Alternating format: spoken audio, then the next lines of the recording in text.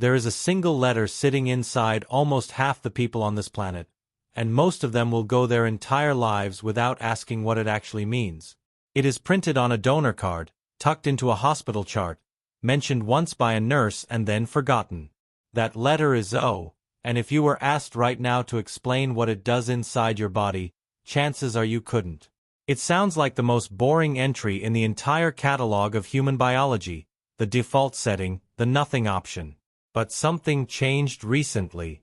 Researchers took blood type data, the kind collected from millions of patients over decades, fed it through modern computational tools capable of finding patterns no human eye could ever catch on its own, and asked a question nobody had been able to answer at scale before. Does this letter actually matter? What they found didn't just confirm a few old suspicions.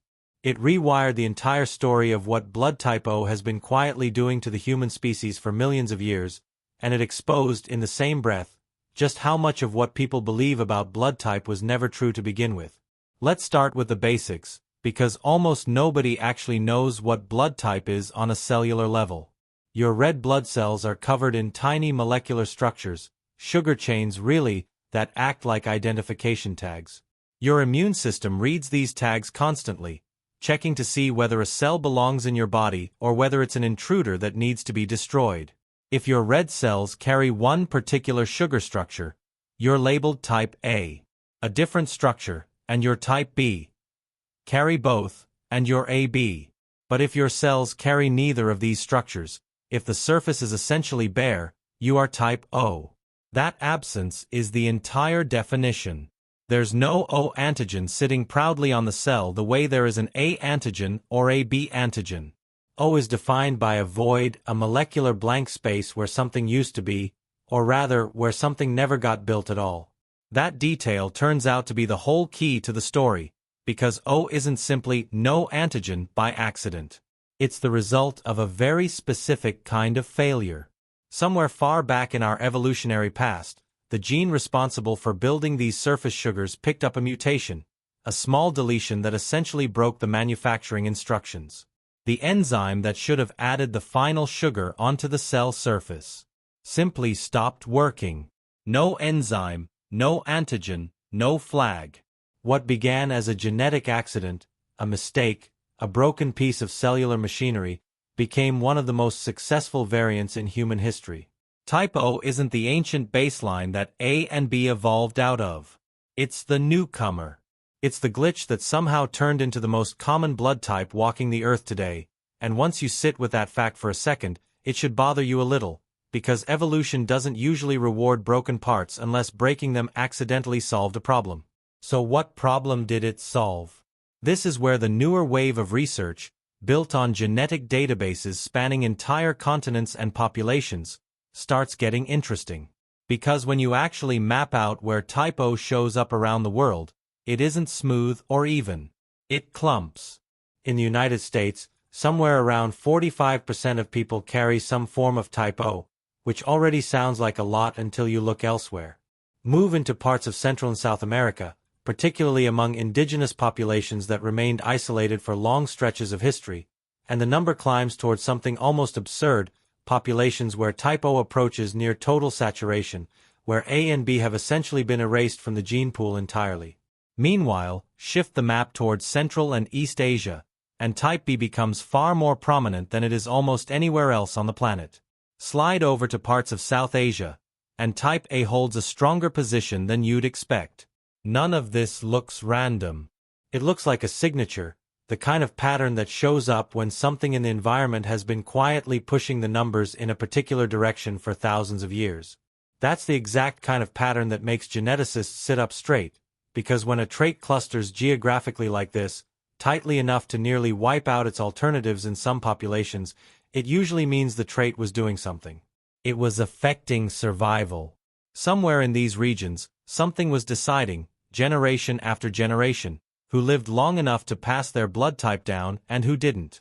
And when scientists went looking for a culprit, the most obvious suspect was also one of the deadliest forces in human history: malaria.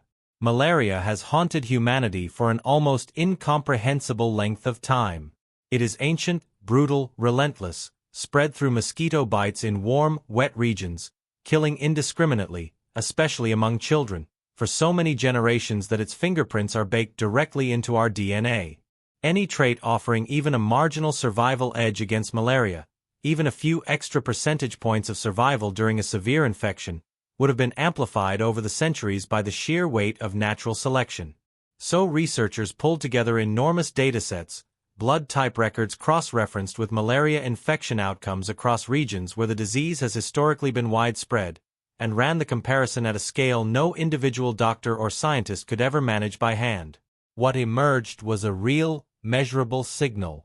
People with type O blood who contracted malaria were, on average, somewhat less likely to progress to the most severe, life-threatening form of the disease compared to people carrying A or B antigens.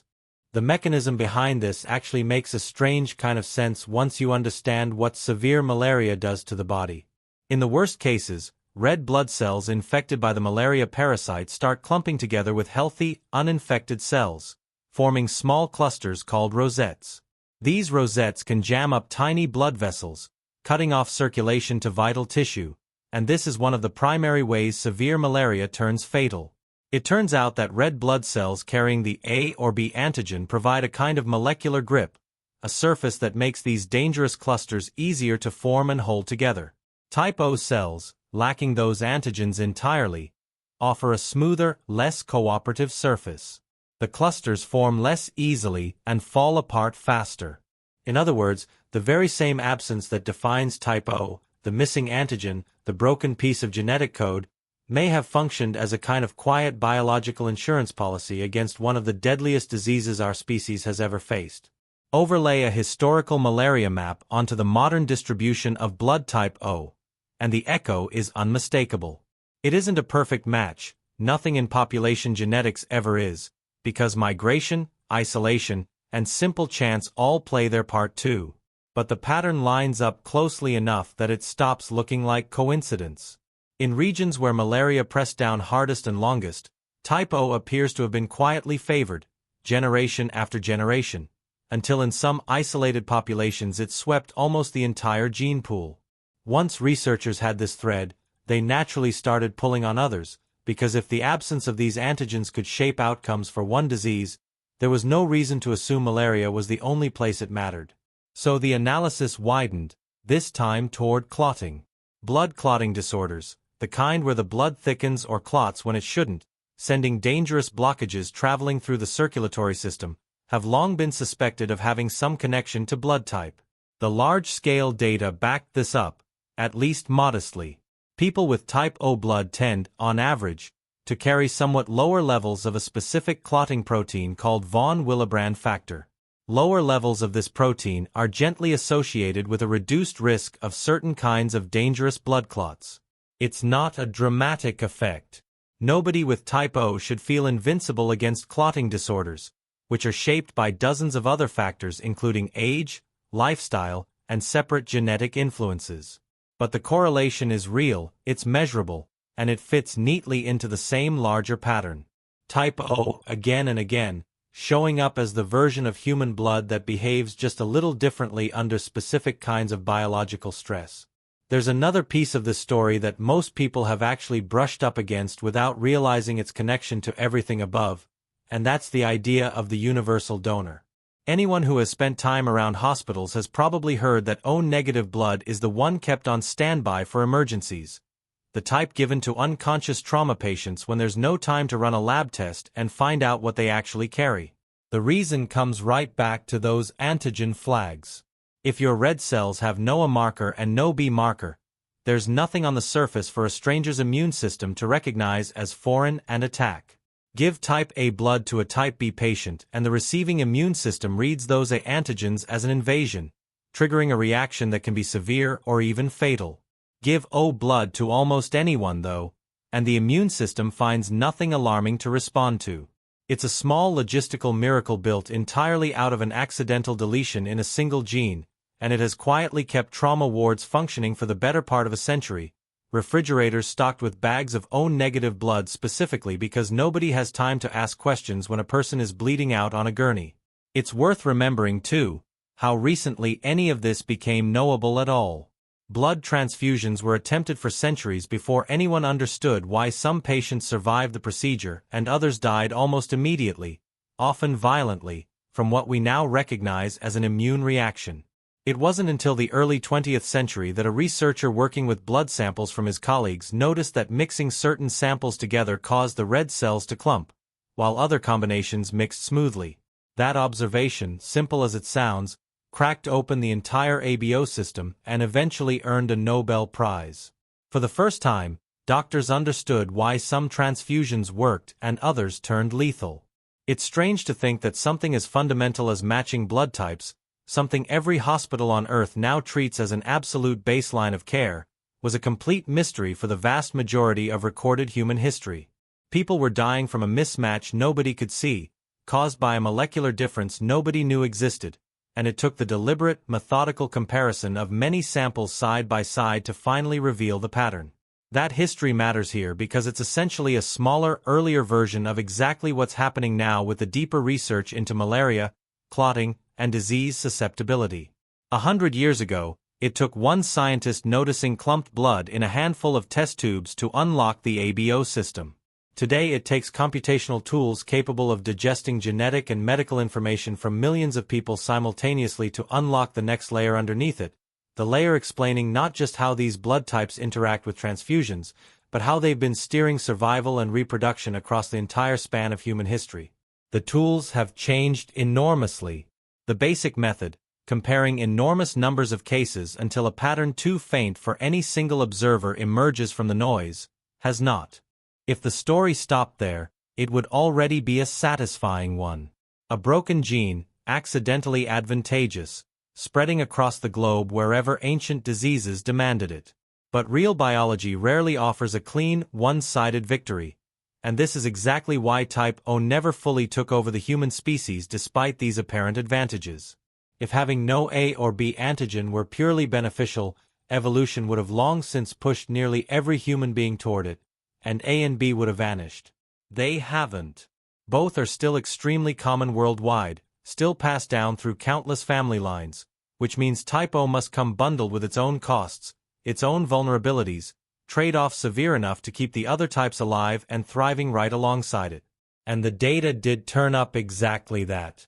Some studies point to a slightly elevated risk among people with Type O for certain kinds of stomach ulcers, driven by a bacterium that seems to find the bare surface of an O red cell a more welcoming environment to latch onto compared to cells bearing A or B antigens. Even more striking, some large-scale analyses of cholera outbreaks, that violent, dehydrating intestinal disease that has torn through populations throughout history, suggest that people with Type O blood may actually experience more severe symptoms and worse outcomes than people with other blood types. So the same absence that appears to soften the blow of severe malaria seems to leave the door wide open for cholera to do more damage. The very quality that acts as armor against one ancient killer becomes a liability against another. This is the moment where the whole picture clicks into focus, because it explains something that had puzzled scientists for a long time. Why hasn't natural selection settled this question? Why do we still have 4 blood types coexisting in the human population instead of one clear winner? The answer researchers arrived at is a concept called balancing selection. It describes a situation where no single genetic variant is allowed to dominate completely, because each version carries its own bundle of advantages and disadvantages, and the environment itself keeps shifting which disease matters most in which place at which point in history. A surge of malaria in one era might quietly favor O carriers for a decade. A wave of cholera sweeping through the same region a generation later might quietly favor everyone else. Multiply that seesaw across thousands of years, dozens of diseases, and countless regions with wildly different environmental pressures, and you get exactly the messy, uneven, geographically scattered mosaic of blood types we see stamped across the modern world today. What makes this even more remarkable is how far back the trait actually goes.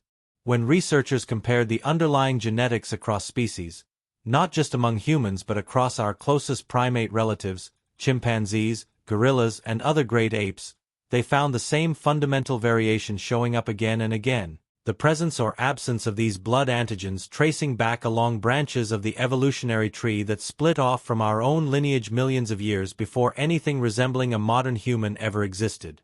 This isn't a trait humanity invented somewhere in the last 10,000 years of recorded history. It's something ancient, carried forward through an almost unbroken chain of ancestors stretching back before we had the faces, the languages, or even the upright posture we associate with being human. The letter O sitting quietly in your medical file connects you, in a very real biological sense, to creatures that existed long before anything we would recognize as civilization. Now here comes the part of the story where the newer research actually turns around and demolishes some of the most widely believed myths about blood type, because for every genuine finding buried in this data, there are popular ideas about blood type that simply do not survive contact with rigorous testing. The most famous of these is the blood type diet, the idea that each blood type corresponds to a certain ancestral lifestyle, and that eating according to that supposed ancestral pattern, heavy on meat and protein for type O in particular, will make you healthier, leaner, and more energetic. It's an appealing story precisely because it borrows the language of real evolutionary science and repackages it into something that feels personal and actionable. But when researchers actually tested it directly, running controlled studies where participants followed diets matched or deliberately mismatched to their blood type, the promised benefits simply weren't there. People who followed these diets did sometimes report feeling better, but when scientists dug into why, the improvement always traced back to the diet itself: more vegetables, fewer processed foods, more mindful eating, and had absolutely nothing to do with the letter on their medical chart. When researchers swapped blood types around in the analysis, the results held exactly the same. The blood type label was doing no measurable work whatsoever. A similar fate met the equally popular belief, especially widespread in parts of East Asia, that blood type determines personality. The notion that type O people are natural-born leaders, confident and bold, while other types are cast as more reserved, meticulous, or unpredictable, has worked its way deep into everyday culture in some countries, showing up in casual conversation, dating profiles, and even hiring decisions. But when researchers ran the numbers across large, carefully controlled populations, checking for any statistically meaningful link between blood type and measurable personality traits, they found nothing. No correlation survived honest scrutiny. The stories persisted because they were culturally compelling, not because they were biologically real. Your red blood cells, it turns out, have absolutely no opinion about your temperament, your leadership qualities, or your love life.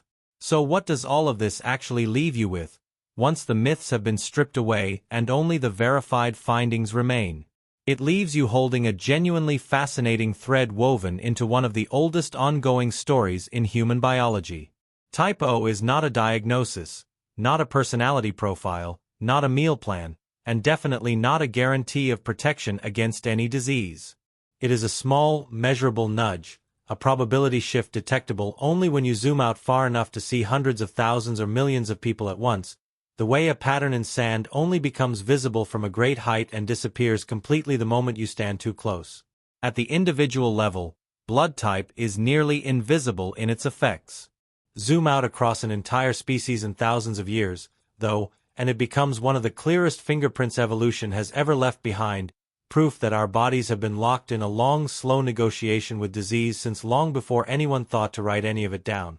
None of this is a reason to feel anxious about the letter printed on your donor card, and it's certainly not a reason to make medical decisions based on it without talking to an actual doctor who understands your full health picture. The effects researchers have uncovered are real, but they are subtle, statistical, and only meaningful in aggregate. What makes this discovery genuinely wild isn't that it hands you a personal prophecy. It's that it reveals blood type O for what it actually is. Not a boring default, not a meaningless entry on a form, but a living record of an evolutionary bargain struck over millions of years between the human body and the diseases that have hunted it since before we were even human. The mutation that broke a gene didn't just survive. It shaped the map of who lives where, it shifted the balance of power against some of history's deadliest diseases, and it opened the door just slightly wider for others. It is one of the oldest, quietest, most consequential stories still being written into every one of us, and most of us have been carrying it around without ever knowing it was there. It's also worth pausing on how this kind of discovery is even possible now in a way it simply wasn't a generation ago. Finding a subtle statistical nudge, a few percentage points of difference in severe malaria outcomes, or a small shift in clotting protein levels, buried inside health records from millions of unrelated people scattered across dozens of countries, is not something a human researcher could realistically do by hand. The relationships are too faint, the datasets too enormous, and the confounding factors, age, geography, nutrition, access to healthcare, too tangled to separate without serious computational power. This is exactly the kind of task modern data analysis and machine learning were built for, sorting through oceans of information looking for patterns that repeat just often enough to be real, while filtering out the noise of coincidence. It's the same basic principle used to track disease outbreaks in real time or to predict which patients are at higher risk of complications after surgery, just pointed backward in time at questions about our own evolutionary history instead of forward at tomorrow's hospital admissions. And this is likely only the beginning. Researchers are already running similar large-scale comparisons looking at blood type in relation to other conditions, including certain viral infections and even some cancers. And as medical databases keep growing and computational tools keep improving, it's reasonable to expect more of these quiet, ancient bargains buried in our blood to surface in the coming years. Each one adds another sentence to a story that started being written millions of years before humans existed and clearly has no intention of stopping now. If you've made it this far, take a second and think about your own blood type, and think about whether you ever believed one of those myths, the diet, the personality chart, or simply assumed it was nothing more than a line on a card nobody ever bothers to read twice. Because the truth, once you actually dig into the data instead of the folklore, turns out to be far stranger, far older, and far more interesting than the myths ever managed to be.